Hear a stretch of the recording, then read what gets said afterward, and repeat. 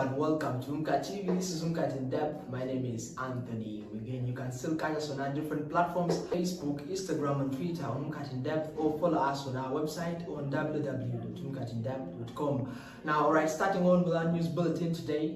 Elaborations on how UMCAT has depth into different circumstances. Introduce to you how best UMCAT elections are carried out and how elaborated from day one to day last. We're here to understand how things run at UMCAT School of Journalism and Mass Communication, and best of that was given to us by our reporter. Have a look. For the years, UMCAT School of Journalism and Mass Communication has organized its election. There has been a selection of the Independent Interim Electoral Commission, which is headed by the student body, formerly the chairperson, secretary, treasurer, and 3 commissioners, and overseen by a patron from the administrators, who also doubles to be the academic registrar. My name is Edison Solomon. I am the Vice Academic Registrar at School of Journalism and Mass Communication. According to the Deputy Academic Register, Mr. Solomon Edezu, say so far so good. He has received some applications from interested students. Requesting students to express their interests for the various positions in the EC through applications. I have started actually receiving those applications so far, and there are those who come consulting in the interest of going back to draft application letters here. He went ahead to explain which posts are to be applied for in the Electoral Commission, and also informed us that the treasurer will be selected from the 3 commissioners. This time we're intending to have a treasurer out of the commissioners that will arise. According to a student of the institute, he says it isn't worthy to select a treasurer from the commission. Whereby the treasurer is going to be selected from the 3 commissioners. I feel like a treasurer has to be someone who is with a role, and since these 3 commissioners have different roles and we are not sure whether they can really be good in being treasurers, I think we should just get someone else. In addition, Mr. Solomon, the academic register, still says they will educate these members on the commission, and if there is any member who will show any side he or she that supports, they will be handled by the disciplinary committee that he is going to be put ahead to monitor and oversee this election. We have our disciplinary committee who will see what to do. Andrew Frank Kungola, reporting for UMCAT in Depth. Alright, now by that we understand how things have been and how elections run. By this advice, we can actually cope up that and then share to our different schools on how elections are run at UMCAT School of Journalism and Mass Communication. Now, away from that, we are yet to understand in our wonderful tutorials how the UMCAT School of Journalism and Mass Communication alumni work from this place to a different place. This is Inspire and Power, and today we bring to you Brown, one of the alumni at UMCAT School of Journalism and Mass Communication,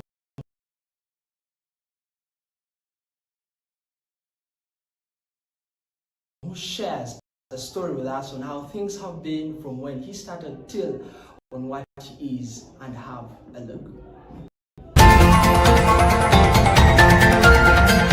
Every person who's really watching UMCAT News, I'm Douglas Kesega with the Inspiration and Power episode, and today this episode, prominent producer, and this particular person or personnel produces different content, and for people who actually really watch AC Media, this particular person is behind all this. He's going to tell us what he really does specifically and the roles that he really plays in the production system, and is an alumni of UMCAT. Brian, Yes. a very good evening. Good evening to you, Douglas. I'm very fine. But Brian, before actually we go that, Well, my name is Seteza Brian, aka DJ Brown Skin, CEO Brown Skin Events. you are the CEO of Brown Skin Events. Yes. Now, Yes, Okay. I'm blessed. I went to UMCAT in the year 2017 to 2020. Because of COVID, we graduated in 2021. So now the question really pops in. What do you really think that you really acquired from UMCAT? It's really still even helping you even up to date. I'll be honest with you. When I went to admiring to be on air, Okay. yes, I used Okay. to admire Douglas Wanga. I wanted to be the next Douglas entertainment Wanga. TV presenter. But the good thing with UMCAT, when you reach year Start to discover yourself. you discover yourself what you can do. I saw my colleagues that I started with, they were good on TV. Yeah. You acknowledge defeat. Yes, but in production, I was better than them. them. So I was like, we want to do this. We won't go on air. You can still make it while you're in. That's why I opted for production. Okay, now that's it.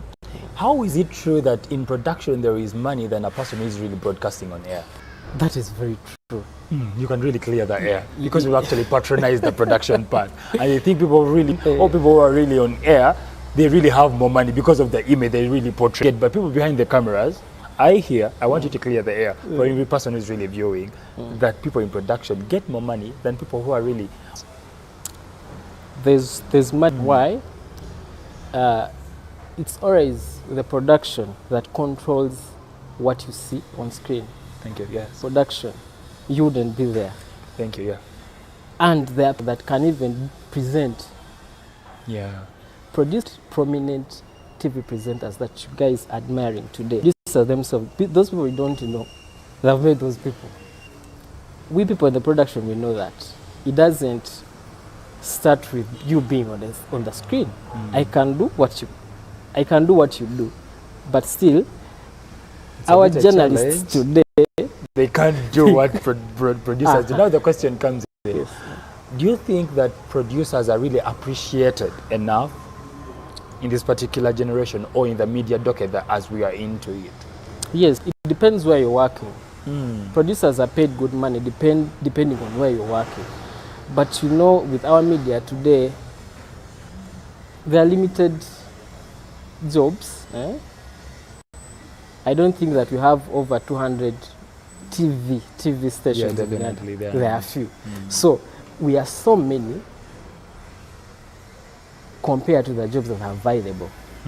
So it depends where you're working. But producers are very, very, very much appreciated depending on the work you produce. You have to be good at what you're doing.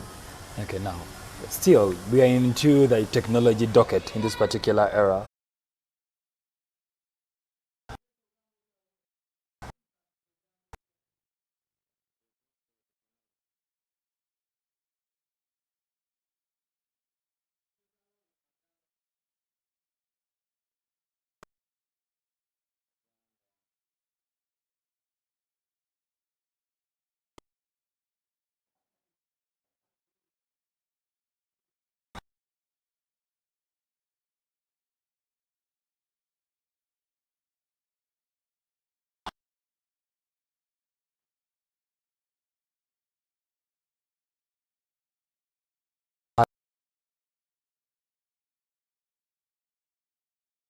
As the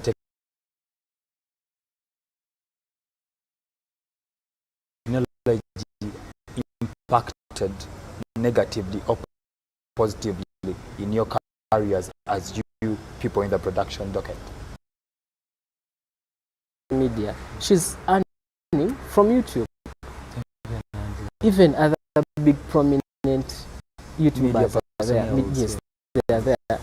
Brian Morondo, Saimo, Kasuku, those people that have transformed, you know. So technology is good. So I want us actually to look into this particular line. Do you think that the social media and the mainstream, they are really colliding, or they are having, a friction? Yes, Where does it really put the mainstream? Because social media is really taking over. I won't lie you, mainstream, it is still big. Okay. Mainstream, it is still big. We have a section of people that believe that when you appear on TV, you are bigger than the person who's reading Yes, you social command media. We masses. still have that mentality. Yeah, Is it wrong or right? It is right, because I mean, that is where we came from. Social media, some people are using it for the bad. Okay, the intentions are wrong. The intentions are wrong. It is not regulated. You get, let me use that. But the media, the mainstream, it is regulated. Regulated and censored. Anything. Do you know that some pass on the mainstream media clarified? Clarified, yes. The rumor may start on social media, but People may not really feel a bit confident and trustworthy get. on social media until they see it to the mainstream. So mainstream has its powers, but there's what we call media now. Yeah. It is the social media. Young journalists have embraced it so much, and it is like a trigger, or it is something that is telling the mainstream that you need to adjust a little bit. Up to date. Up to date, We do not need to first watch PM News to get the breaking story. breaking You stories. get, if it happens, you know, How embrace the long shall we technology. wait until 7 or until 9 Yes. when the news will be read? So it is still bigger, but they have to adjust a little Okay, bit. for a student who's really there at every particular level of degree or certificate or diploma that really or actually has a niche in production, I want you to be very honest with him. What challenges will he or she face in the field? Field has a lot of challenges. That to the business sector. Brian, I'm Douglas Kesegawa, and that segment here with Inspire and Power. Have a very good night.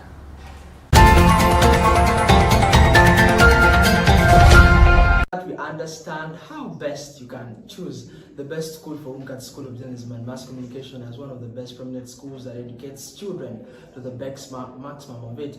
Now, away from that, understand that to the business sector, General Edward Katumba Wamala has examined on how crossroads shall be used and how vehicles shall be moving. He examines this and says that borders, vehicles above 7.5 tons are not allowed on the newly constructed Kampala flyover.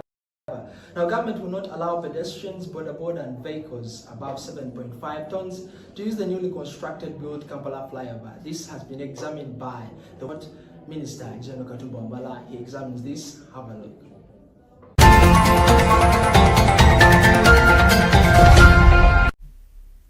In a recent announcement by Works and Transport Minister, General Edward Katumba Wamala, it has been revealed that pedestrians, borders and vehicles exceeding 7.5 tons will be prohibited from using the newly constructed flyover. General Edward Katumba Wamala emphasized there is no provision for borders, pedestrians or heavy vehicles on the flyover.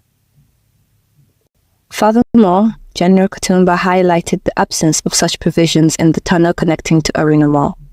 We utilized designated crossing points for their safety. Notably, individuals knocked on any other point of the road at the flyover will not be compensated.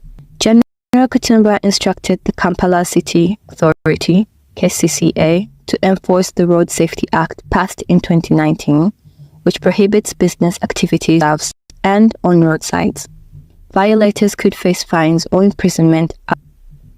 This directive comes in the wake of KCC's efforts such as the Smart City campaign in 2022, aimed at decongesting the city centre by evicting street vendors and traders.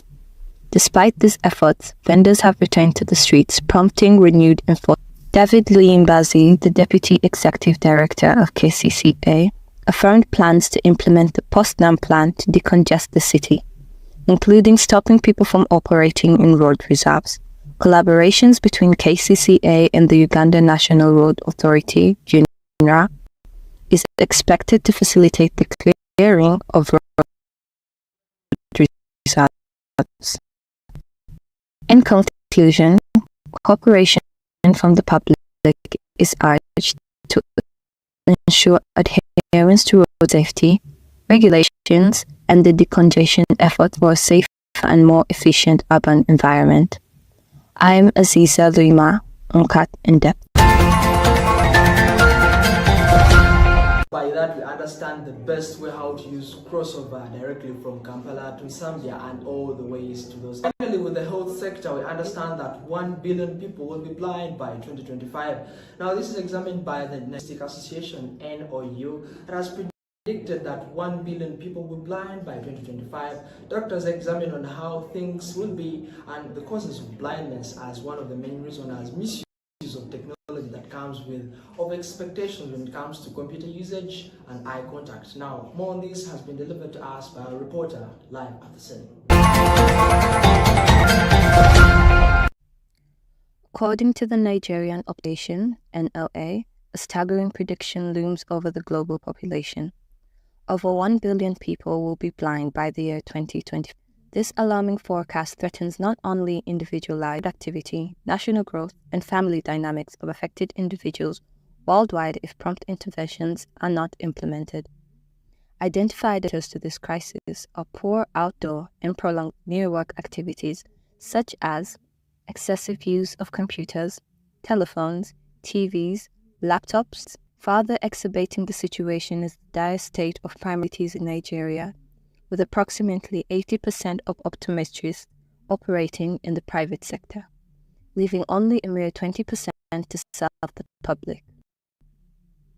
In response, the NOA urges the government to prioritize the health sector, particularly primary health care, and ensure accessibility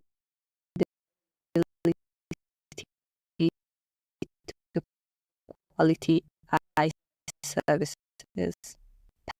Parents are encouraged to promote healthier outdoor activities for children and limit prolonged near-work activities like mobile phone usage and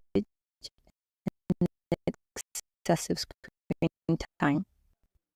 Emphasizing the importance of regular eye exams, the NOA underscores the potential benefits of detection in uncovering various eye health conditions, including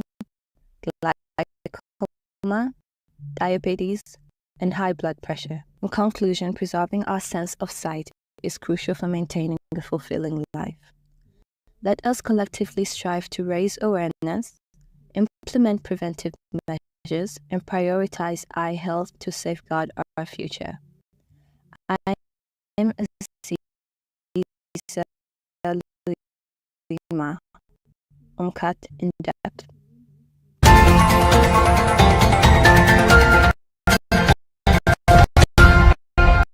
Now, with me, I still believe that I can see you, and by 2025, I'll be no more than I expect, because I understand how best I can use these gadgets for the next year to futures. Now, finally, I understand that many of you have been watching us, and this comes to the end of our wonderful tutorial of UMCAT in depth. Now, you can still follow us on our different social media handles that run under UMCAT in depth on Facebook, Twitter, and Instagram, or visit our website on www.umcatindepth.com. Now, you can still find this bulletin on UMCAT TV live to your stadium. I'm Anthony Mugenyi. Good evening.